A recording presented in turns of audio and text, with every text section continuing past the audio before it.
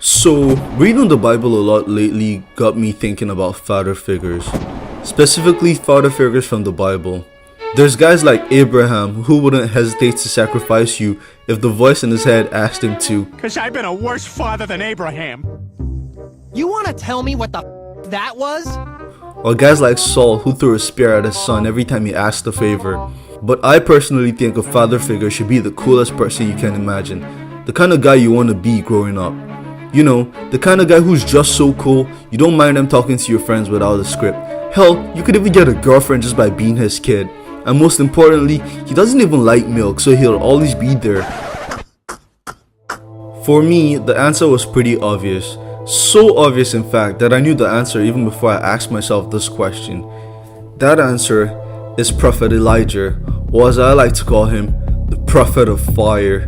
O Lord, the God of Abraham and Israel. In general, prophets in the Bible are really cool.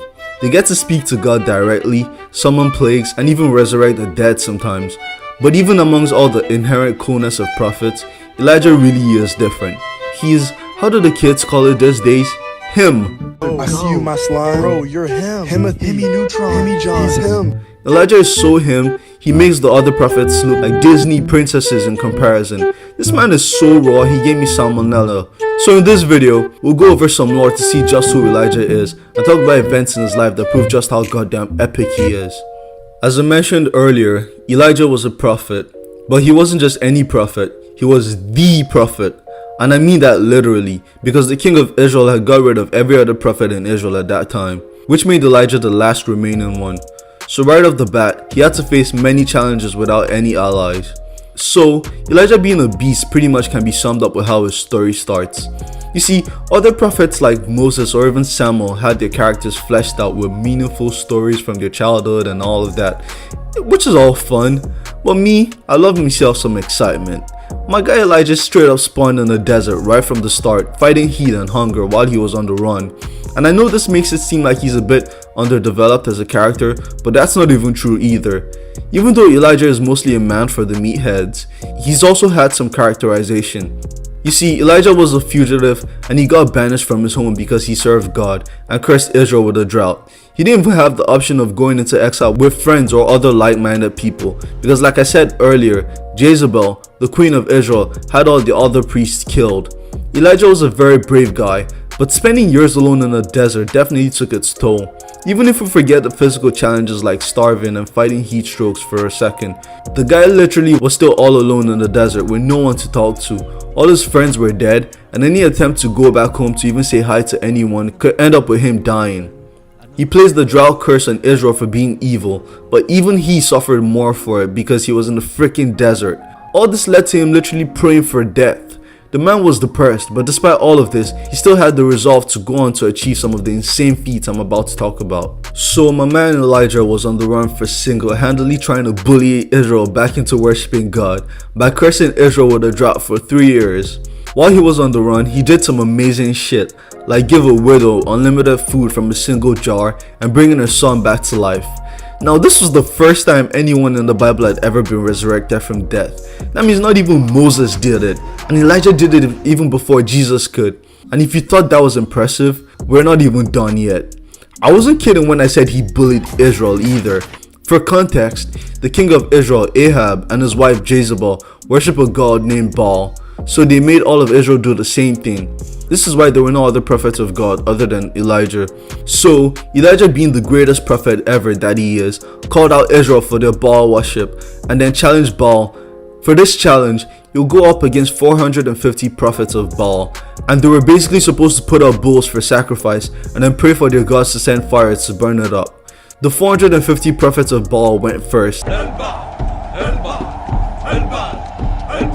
and they all spent all day praying and still didn't get any fire. So Elijah trolled them, asking if their god was asleep or something. And in response, the lunatics started self-harming, hoping their blood could ignite fire, but nothing still happened. For Elijah's turn, this madman proceeded to carry on the greatest flex of all time. This insane guy put his bull in a trench, filled it up with water, and then put stones around it. And despite what every chemistry teacher on earth will tell you, that bitch still burnt like the Twin Towers.